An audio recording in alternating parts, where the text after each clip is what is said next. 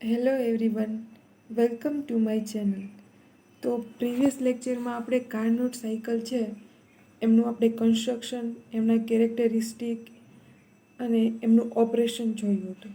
તો આજે ફર્સ્ટ એમને રિવાઇઝ કરી લઈએ કે કાર્નોટ સાયકલ છે એ સેડી કાર્નોટ નામના સાયન્ટિસ્ટ છે એને 18th સેન્ચુરીમાં હાઇપોથેટિકલી એવું વિચાર્યું હતું, જેમાં એણે વર્કિંગ સબસ્ટન્સ તરીકે આઈડિયલ ગેસ લીધો હતો અને એને સિલિન્ડરમાં રાખીને એના ઉપર વર્ક કર્યું હતું. હવે ટોટલ કાર્નોટ સાયકલ છે એ બને છે શેનાથી? આખી સાયક્લિક પ્રોસેસ. તો ટોટલ 4 સ્ટેપ થઈ અને આખી સાયકલ બને છે. અને એની કેરેક્ટરિસ્ટિક હતી કે એણે એવું વિચાર્યું કે હાઈ એફિશિયન્સી, યાની કે સેકન્ડ લો ઓફ થર્મોડાયનેમિક્સ છે એમાં ક્લોઝિયસ કહે છે કે 100% આપણે હીટ એન્જિન છે એ બનાવી ના શકીએ. બટ આ કાર્નોટ એવું કહે છે કે હાઈ એફિશિયન્સીવાળી આ એન્જિન હશે અને બધા સ્ટેપ એના રિવર્સિબલ હશે. એમનું કન્સ્ટ્રક્શન જોઈએ તો સિલિન્ડર તરીકે અહીંયા ઈ છે, સોર્સ એક્સ છે જે હાઈ ટેમ્પરેચર ઉપર હશે, સ્ટેન્ડ ઝેડ છે અને સિંક વાય તરીકે જે લો ટેમ્પરેચર ઉપર હશે. તો આપણે આ બધું ચર્ચા કરી ગયા છે કે સિલિન્ડર છે એમાં વર્કિંગ સબસ્ટન્સ આઈડિયલ ગેસ તરીકે હશે અને જે એમનું કન્સ્ટ્રક્શનમાં જોઈએ તો નોન કન્ડક્ટિંગ તરીકે એની સાઈડની વોલ હશે અને બેઝ છે એ હાઈલી કન્ડક્ટન્સ હશે. જ્યારે સોર્સ છે એ હાઈ ટેમ્પરેચર મેન્ટેન કરશે અને એમની હીટ કેપેસિટી છે એ ઇન્ફાઇનાઇટ હશે અને જેની વોલ છે એ પરફેક્ટલી હીટનું કન્ડક્ટન્સ કરશે. જ્યારે સિંક વાય તરીકે જે લો ટેમ્પરેચર T2 તરીકે હશે અને એ પરફેક્ટલી કન્ડક્ટિંગ હશે અને સ્ટેન્ડ ઝેડ છે એ પરફેક્ટલી નોન કન્ડક્ટિંગ હશે. જ્યારે આપણું જે સિલિન્ડર છે એમને સ્ટેન્ડ ઉપર રાખવામાં આવશે.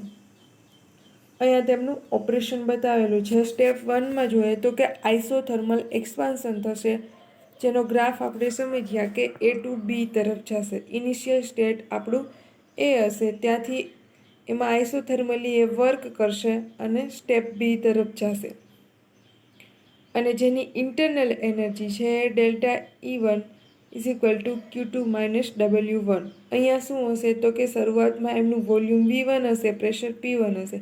જ્યારે એ સિલિન્ડર છે એમને આપણે સોર્સ T1 ટેમ્પરેચરે રાખશું ત્યારે શું કરશે તો કે સિસ્ટમ છે એ Q2 જેટલી હીટ છે એ એબ્ઝોર્બ કરશે અને આ Q2 જેટલી હીટ એબ્ઝોર્બ કરીને W1 જેટલું વર્ક કરશે. તો ટોટલ એની ઇન્ટરનલ એનર્જી વિચારીએ તો WE1 Q2 - W1 અને આ થશે આઇસોથર્મલ એટલે કે કોન્સ્ટન્ટ ટેમ્પરેચર ઉપર જ થશે. અહીંયા ગ્રાફમાં જોઈ શકો છો કે સ્ટેપ 1 એટલે કે A1 1 પોઈન્ટ ઉપર P1 પ્રેશર, V1 વોલ્યુમ, ત્યાંથી ચેન્જ થઈને સ્ટેપ 2 તરફ આવશે. ત્યાં એનું પ્રેશર ઘટીને P2 થઈ જશે અને વોલ્યુમ વધીને V2 થઈ જશે. અહીંયા સોર્સ છે તેમનું ટેમ્પરેચર T1 છે એટલે કે એનું હાયર ટેમ્પરેચર છે, જ્યારે સિંકનું ટેમ્પરેચર T2 છે એટલે તમને અહીંયા કન્ડિશન બતાવી છે T1 is always greater than T2. હવે આઇસોથર્મલ એક્સપાન્શન છે તો આપણે એનું વર્ક વિચારીએ તો એનું ફાઇનલ વર્ક આપણે ફાઇન્ડ કરી ગયા છીએ. W1 nRT1 ln V2/V1, જ્યાં V2 છે એ ફાઇનલ વોલ્યુમ છે, V1 છે એ ઇનિશિયલ વોલ્યુમ છે. સ્ટેપ 2 છે જે એડિયાબેટિક એક્સપાન્શન થશે, જ્યાં પોઈન્ટ B2 લઈને C સુધી થશે. જ્યારે B આગળ એનું ઇનિશિયલ વોલ્યુમ છે એ V2 હશે અને C1 આગળ એનું વોલ્યુમ છે એ વધીને V3 થઈ જશે. જ્યારે શું કરવામાં આવશે તો કે ફર્સ્ટ સ્ટેપમાં એમને સોર્સ ઉપર રાખ્યો તો હવે એને સિંક ઉપર રાખવામાં આવશે, જ્યાં એનું ટેમ્પરેચર છે એ T2 હશે. એન્ડ એડિયાબેટિક પ્રોસેસ છે એટલે અહીંયા હીટ છે એ ટ્રાન્સફર નહીં થાય અને જે સિંકની વોલ હતી એ નોન કન્ડક્ટિંગ તરીકે જ આપણે લીધેલી હતી, તો અહીંયા હીટ છે એ સિસ્ટમમાંથી ટ્રાન્સફર નહીં થઈ શકે. તો હીટ ટ્રાન્સફર નહીં થાય તો શું વધશે તો કે એનું હીટ છે એ 0, તો -W. તો એમનું વર્ક વિચારીએ કે જ્યારે એડિયાબેટિક એક્સપાન્શન થતું હોય એટલે કે એડિયાબેટિક પ્રોસેસ છે, હીટ ટ્રાન્સફર નથી થતી, તો વર્ક આપણે લખી શકશું એના બરાબર એની ઇન્ટરનલ એનર્જી, કેમ કે અહીંયા જે કંઈ વર્ક થશે એ સિસ્ટમ એના અંદર રહેલી ઇન્ટરનલ એનર્જી દ્વારા જ કરશે. તો આપણે વર્ક બરાબર એની ઇન્ટરનલ એનર્જી વિચારીએ તો સીવી ડીટી.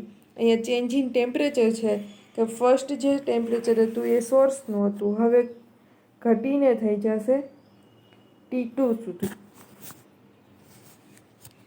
સ્ટેપ 3 છે જે આઇસોથર્મલ કમ્પ્રેશન છે, એટલે કે અહીંયા શું થશે કે પ્રેશર વધી જશે. માની લો કે એનું પ્રેશર અહીંયા P3 હતું તો P3 થી ઘટીને P4 થઈ જશે, જ્યારે વોલ્યુમ છે એ ઘટી જશે, જે V3 થી V4 સુધી ઘટી જશે. હવે સ્ટેન્ડ હતું એને રિમૂવ કરીને અહીંયા લોઅર ટેમ્પરેચરવાળી સિંક T2 ઉપર રાખવામાં આવશે. તો ત્યાં શું થશે કે સિંકનું ટેમ્પરેચર છે એ લોઅર હશે, તો લોઅર ટેમ્પરેચર હશે અને હીટ છે એણે વર્ક કરેલું હશે, તો ત્યારે એ હીટ એટલે કે Q1 જેટલી હીટ છે એ સિસ્ટમ રિલીઝ કરી દેશે અને સિંકના ટેમ્પરેચર જેટલું થઈ જશે. તો અહીંયા Q1 જેટલી હીટ છે એ સ્ટેપ 3માં રિલીઝ થશે, એટલે કે delta E3 is equal two minus Q1, કેમ કે સિસ્ટમમાંથી હીટ રિલીઝ થાય છે. જો રિલીઝ થતી હોય તો આપણે એને નેગેટિવ દર્શાવીએ, અને જો હીટ ગેઇન કરતી હોય સિસ્ટમ તો આપણે એને પોઝિટિવ હીટ તરીકે લઈએ. And isothermal process internal energy is 0, તો Q1 is equal two W1. તો અહીંયા વર્ક વિચારીએ તો ફાઇનલ વર્ક આવશે એના T2 ln V4/V3. સ્ટેપ 4 વિચારીએ તો કે એડિયાબેટિક કમ્પ્રેશન, D2 થી લઈને A સુધી જશે. અહીંયા સિંક રિમૂવ કરીને એને ફર્ધર ઇન્સ્યુલેટિંગ સ્ટેન્ડ ઉપર રાખવામાં આવશે, જ્યારે તેનું વોલ્યુમ છે એ ઓરિજિનલ વોલ્યુમ જેટલું થઈ જશે, યાની કે V1 જેટલું થઈ જશે. અને એડિયાબેટિક છે એટલે હીટ છે અહીંયા 0 થશે, તો એનું ફાઇનલ વર્ક છે એ જોઈએ તો -CV T2 T1. અહીંયા કાર્નોટ એન્જિન જેનો પીવી ડાયાગ્રામ આપણે બતાવેલો છે, એથી બી પોઈન્ટ, બીથી સી પોઈન્ટ અને સીથી ડી પોઈન્ટ ફાઇનલ ઇનિશિયલી આવી જશે D2 A પોઈન્ટ આગળ.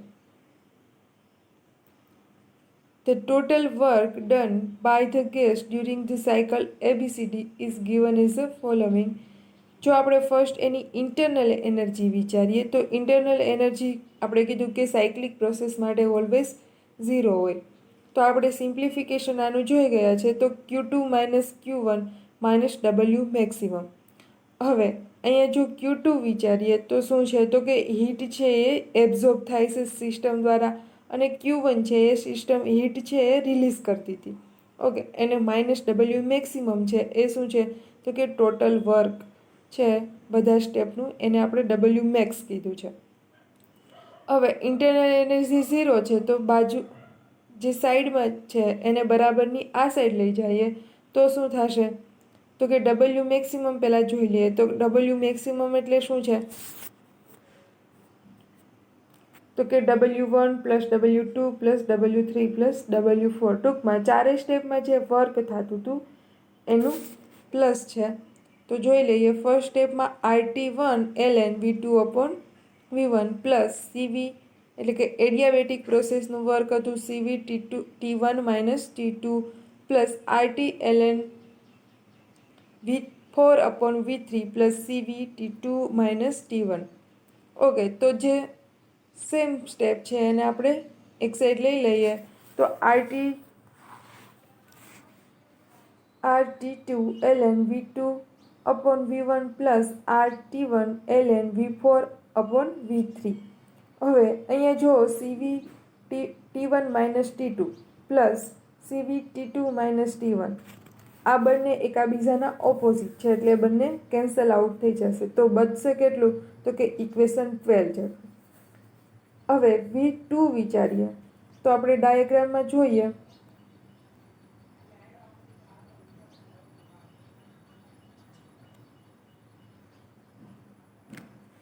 તો કે V2 ક્યાં હતું, કે A પોઈન્ટ આગળ શું હતું કે V1 વોલ્યુમ હતું, જ્યારે B પોઈન્ટ આગળ આવશે ત્યારે એનું વોલ્યુમ છે એ વધીને V2 થઈ જતું હતું. ઓકે, તો BCનો જો એન્ડ પોઈન્ટ વિચારીએ તો શું હોય, V1 હોય. એવી જ રીતે એવી જ રીતે જો એડીનો એન્ડ પોઈન્ટ વિચારીએ,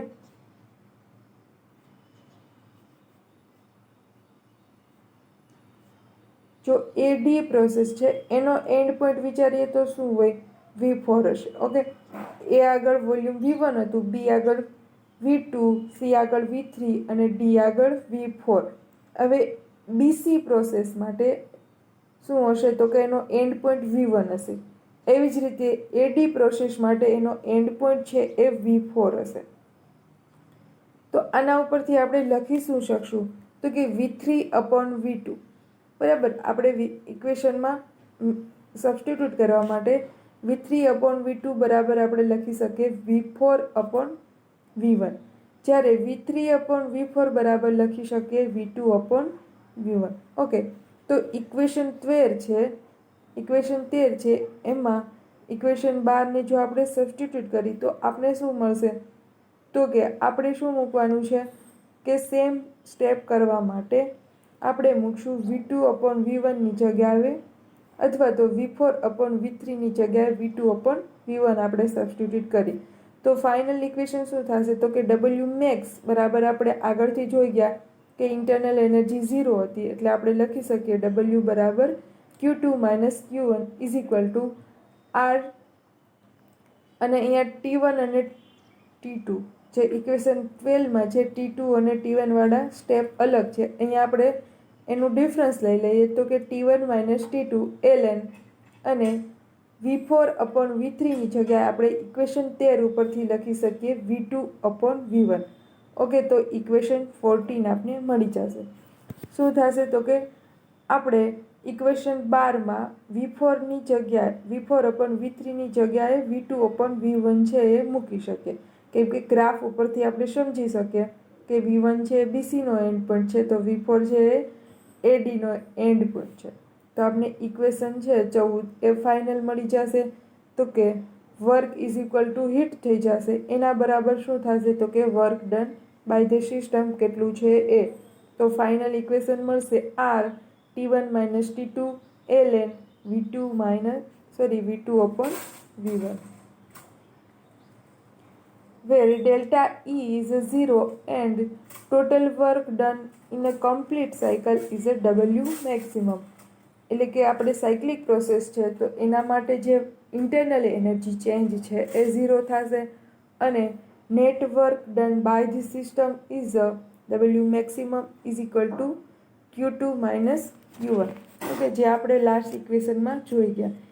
in cyclic process Q2 is a heat absorb from the source. એટલે આપણે આખી કાર્નોટ સાયકલ છે એમાં જોઈ ગયા કે Q2 શું હતી તો કે heat absorb by the system અને Q1 છે એ શું થતી હતી, હીટ રિલીઝ થતી હતી. તો શું લખી શકીએ તો કે Q2 - Q1 એટલે કે જેટલી હીટ એબ્ઝોર્બ કરશે અને સિસ્ટમ વર્ક કરશે, એવી જ રીતે હીટ રિલીઝ કરીને સિસ્ટમ શું કરશે તો કે વર્ક કરશે.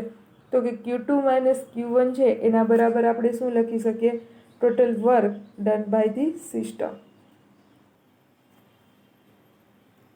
તો આપણે આગળ જોયું એમ કે હીટ જે રિલીઝ અથવા તો એબ્ઝોર્બ થશે એનું શું થઈ જશે તો કે વર્કમાં કન્વર્ટ થઈ જશે. હવે જો આ મશીનની આપણે એફિશિયન્સી ડિફાઇન કરીએ તો શું થશે તો કે efficiency of machine is define is the fraction of heat absorb at a higher temperature by engine and that convert into work. હવે શું થશે તો કે એન્જિન છે એ હીટ છે એ હાયર ટેમ્પરેચરે એબ્ઝોર્બ કરશે અને એબ્ઝોર્બ કર્યા પછી શું થઈ જશે તો કે એનું વર્કમાં છે એ કન્વર્ટ થઈ જશે. તો પહેલાં તો એફિશિયન્સી આપણે કોને કહીએ તો કે એ બંને છે એ રેશિયો હોય. Work done by the system એને પહેલાં તો હીટ એબ્ઝોર્બ થઈ હોય અને એનું શું થઈ જશે તો કે વર્કમાં ટ્રાન્સફર થઈ જશે. હવે આપણે એ જોવું છે કે એ હીટ જેટલી એબ્ઝોર્બ થઈ સિસ્ટમ દ્વારા અથવા તો રિલીઝ થઈ એનું વર્કમાં કેટલું કન્વર્ઝન થયું એના આપણે પર્સન્ટેજ કાઢવા છે અથવા તો ફ્રેક્શનમાં જોઈએ છે. તો આ બંનેનો આપણે રેશિયો લેશું તો કે work done by the system to the heat absorb by system. Okay, તો આ બંનેના રેશિયાથી આપણે શું મળી જશે તો કે જે હીટ એન્જિન છે એ હીટનું કેટલા % વર્કમાં કન્વર્ટ કરે છે એ જોશું. it can be seen that we heat absorbed from the source and Q1 is a heat released by the system. Okay, તો W મેક્સિમમ અહીંયા જે Q2 આવશે, કેમ કે અહીંયા Q1 છે એ હીટ રિલીઝ થાય છે અને Q2 છે એ હીટ એબ્ઝોર્બ કરે છે. તો એફિશિયન્સી બરાબર શું લખી શકશું? આપણે એફિશિયન્સીનો સિમ્બોલ છે એ ઈટા તરીકે પણ દર્શાવી શકીએ.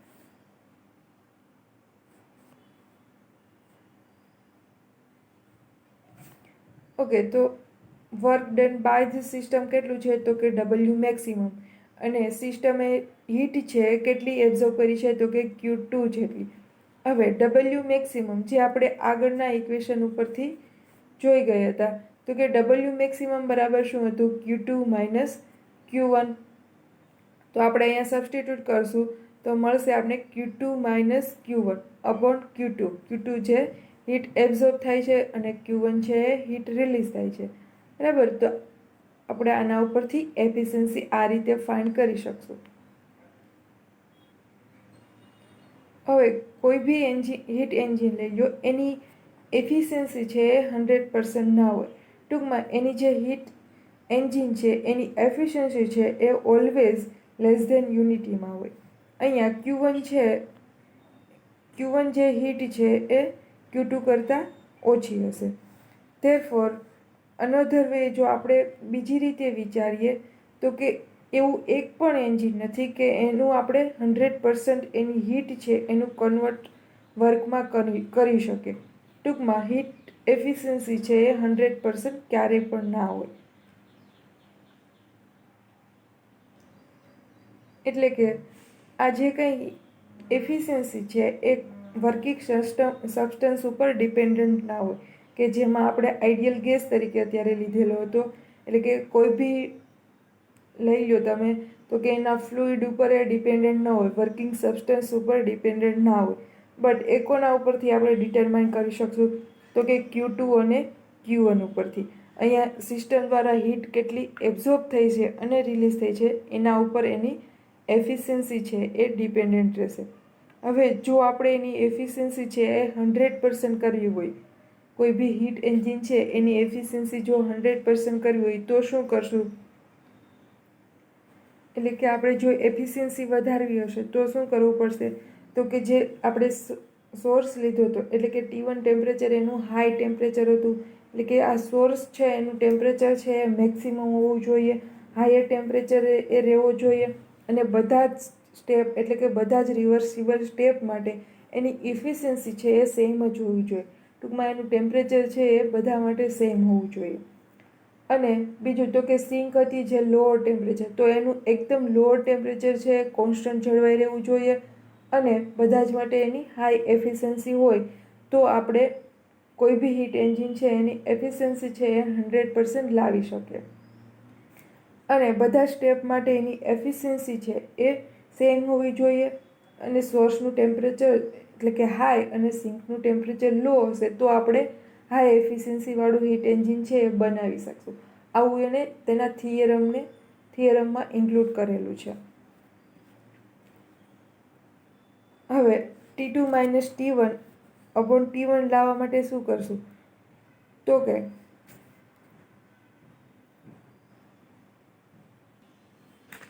આપણી પાસે શું હતું? તો કે W મેક્સિમમ. તો W મેક્સિમમ કેટલું હતું? તો કે Q2 માઇનસ Q1. અથવા તો ફાઇનલી આપણી પાસે જે W મેક્સિમમ હતું એ શું બચે છે? તો કે R T1 minus T2 ln V2 upon V1. અને છેદમાં જોઈએ તો કે Q2 એટલે કે એડિયાબેટિક પ્રોસેસમાં ત્યાં એડિયાબેટિક પ્રોસેસ હતી એટલે શું થતું હતું કે હીટ કોન્સ્ટન્ટ એટલે કે 0 થઈ જતી. તો એના માટેનું આપણે વર્ક જો લખીએ તો શું રહેશે? તો કે RT1 ln V2 by V1. તો જે સેમ ટર્મ છે એ કેન્સલ આઉટ થઈ જશે. બચશે કેટલું? તો કે T2 minus T1 upon T1. તો કે એફિશિયન્સી આપણે જોઈએ આગળ તો કે એ ક્યારેય 100% ન હોય, લેસ ધેન યુનિટી હશે. ઓકે, તો એક તો આપણે એફિશિયન્સી છે એ એમની હીટ ઉપરથી ડિટરમાઇન કરી શકીએ અને બીજું તો કે ટેમ્પરેચર ઉપરથી. આગળ જોઈ ગયા તેમ તો કે આપણે જો 100% એફિશિયન્સી કરવી હશે તો શું થશે? તો કે T2 એટલે કે સિંકનું ટેમ્પરેચર એકદમ લોઅર હોવું જોઈએ અને T1 જે સોર્સનું ટેમ્પરેચર એકદમ હાયર હોવું જોઈએ, તો આપણે 100% એફિશિયન્સીવાળું હીટ એન્જિન છે એ બનાવી શકીએ. હવે કાર્નોટના થિયરમ છે. Two important theorems deduced on the basis of second law of and is indicated in the Carnot's theorem or principle. Okay, તો કાર્નોટ થિયરમ છે એ શું છે? તો કે જે સેકન્ડ લો આપણે સમજ્યા હતા, તો કે એમાં શું હતું કે 100% એફિશિયન્સવાળું હીટ એન્જિન આપણે બનાવી ના શકીએ. તો કે એના બેઝિસ ઉપર કાર્નોટે થિયરમ આપ્યા છે. હવે આને થિયરમ સમજો તો ભલે અથવા તો પ્રિન્સિપલ સમજો તો બંને એક જ છે. તો બે એણે થિયરમ આપેલા છે. જે ફર્સ્ટ થિયરમ હતું તો કે all reversible heat engine operating between the same temperature limit of have the same efficiency. એટલે આગળ આપણે જોયું હતું એમ જ, તો કે હાઈ એફિશિયન્સી કરવા માટે શું કરશું? તો કે બંને છે એ જે ટેમ્પરેચર આપેલા છે એ જ ટેમ્પરેચરે ઓપરેટ થતા હોવા જોઈએ. એટલે કે બધા જ રિવર્સિબલ સ્ટેપમાં એનું જે ટેમ્પરેચર છે એ કોન્સ્ટન્ટ જળવાઈ રહેવું જોઈએ અને એ હાઈ એફિશિયન્સી તરીકે વર્ક કરે એવા હોવા જોઈએ. In other words, provide a machine work on a thermodynamically reversible manner. એટલે કે બધા સ્ટેપ છે એ થર્મોડાયનેમિકલી રિવર્સિબલ મેનરમાં વર્ક કરતા હોવા જોઈએ. એણે સેકન્ડ થિયરમમાં કીધું કે of all heat engine working between the same two temperature of source and sink none can be more efficient than a reversible engine. એટલે કે જે વર્કિંગ થતું હશે સિસ્ટમમાં, તો એ જે વર્ક થશે એ સેમ ટુ ટેમ્પરેચર એટલે કે સોર્સનું ટેમ્પરેચર અને સિંકનું ટેમ્પરેચર જે હશે એ કોન્સ્ટન્ટ રહેવું જોઈએ અને હાઈ ઇફિશિયન્સવાળું હોવું જોઈએ અને બધા જ સ્ટેપ છે એ રિવર્સિબલ હોવા જોઈએ. ઓકે, તો બંને થિયરમ ઉપરથી આપણે સમજી શકીએ તો કે એમણે જ્યારે કીધું કે એની એફિશિયન્સી છે એ 100% ના હોય, તો જો કે ક્યારે થશે? તો કે એની એફિશિયન્સી છે બધા સ્ટેપ એફિશિયન્સી હાયર કરવા માટે બધા જ સ્ટેપ છે એ રિવર્સિબલ હોવા જોઈએ અને સિંક અને સોર્સનું ટેમ્પરેચર છે એ સેમ હોવું જોઈએ.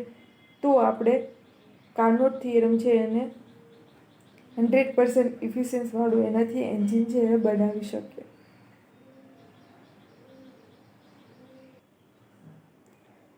હવે આપણે બેઝિક જો કોન્સેપ્ટ જોઈએ એન્ટ્રોપીનો, તો આપણે આગળ જોઈ ગયા કે સ્પોન્ટેનિયસ પ્રોસેસ. તો સ્પોન્ટેનિયસ પ્રોસેસ છે એક એવો પેરામીટર છે કે જેની મદદથી આપણે એન્ટ્રોપી છે એ ફાઇન્ડ આઉટ કરી શક્યા હતા. ઓકે, તો પહેલાં જોઈએ તો કે સ્પોન્ટેનિયસ પ્રોસેસ શું છે? તો કે જે પ્રોસેસ છે ઇટ સેલ્ફ થાય, પ્રોસેસ હેપન ઇટ સેલ્ફ અથવા તો બાય લિટલ પુશ, અથવા તો જો આપણે કોઈ બહારથી ફોર્સ થોડો એવો આપીએ અને જે પ્રોસેસ થશે એને આપણે સ્પોન્ટેનિયસ પ્રોસેસ કહેશું. આપણે કીધું હતું કે જે કાંઈ નેચરલ પ્રોસેસ થાય છે એ ઇરિવર્સિબલ હશે અને સ્પોન્ટેનિયસ હશે. એટલે કે જે પ્રોસેસ થાય છે એ કેવી છે? નેચરલી જે પ્રોસેસ થાય છે એ આપમેળે થાય છે, એટલે આપણે એમ કીધું કે સ્પોન્ટેનિયસ પ્રોસેસ.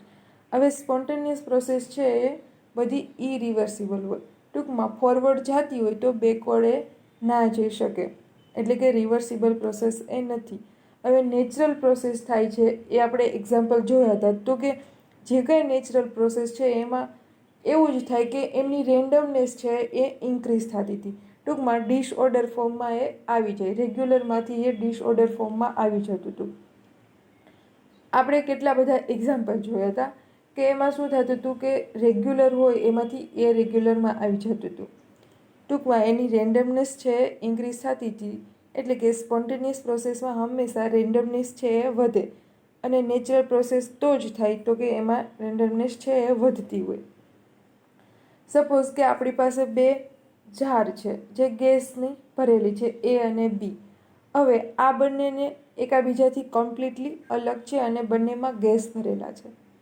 ઓકે, તો હવે જો આ બંનેને મિક્સ કરવામાં આવે તો શું થઈ જશે? તો કે એના એ ગેસ છે એ બીમાં આવી જશે, બી ગેસ છે એમાં આવી જશે. કમ્પ્લીટલી એકાબીજામાં મિક્સ થઈ જશે. ટૂંકમાં પહેલાં જે બંને અલગ અલગ જાર હતી એમાં એન્ટ્રોપી છે અથવા તો ઓર્ડર ફોર્મમાં હશે એ કેસ. જ્યારે એ બંનેમાં મિક્સ થઈ જશે તો કે એ બીમાં મિક્સ થઈ જશે, બી એમાં થઈ જશે તો કે ડિસઓર્ડર છે, રેન્ડમનેસ છે એ વધી જશે. તો આ ડિસઓર્ડર આપણે મેઝર કરશું, એને જ શું કહીશું તો કે એન્ટ્રોપી. ઓકે, તો એન્ટ્રોપીથી આપણે શું મેઝર કરી શકશું? મેઝરમેન્ટ ઓફ ધી ડિસઓર્ડર, એટલે કે એન્ટ્રોપી છે એ ડિસઓર્ડર છે એ મેઝર કરશે.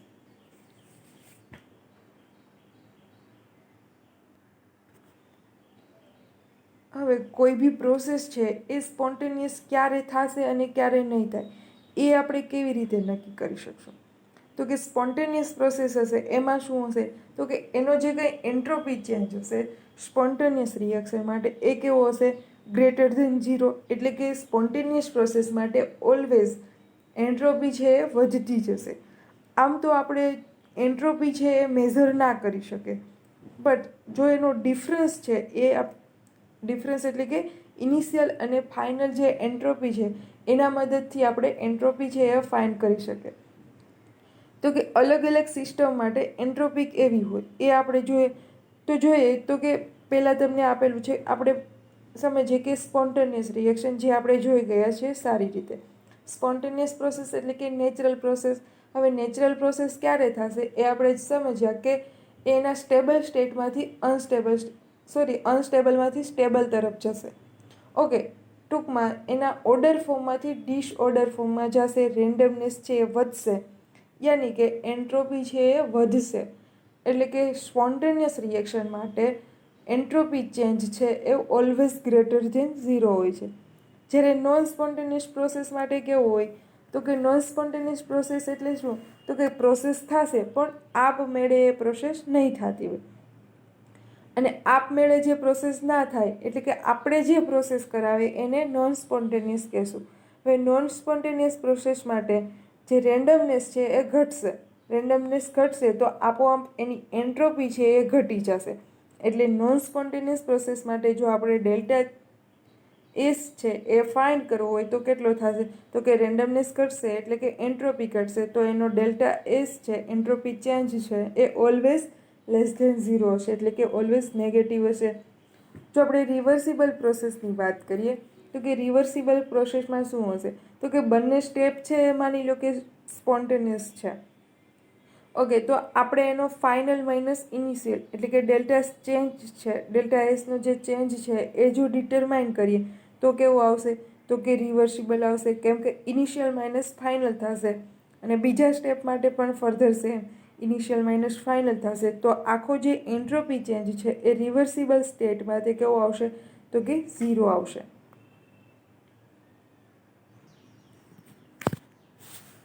તો આ ત્રણેય ચેન્જ છે જે ખાસ યાદ રાખવા જેવા છે તો કે નોન સ્પોન્ટેનિયસ માટે લેસ ધેન 0, સ્પોન્ટેનિયસ પ્રોસેસ માટે ગ્રેટર ધેન 0 અને રિવર્સિબલ પ્રોસેસ છે એના માટે એન્ટ્રોપી ચેન્જ છે એ ઓલવેઝ 0 થશે.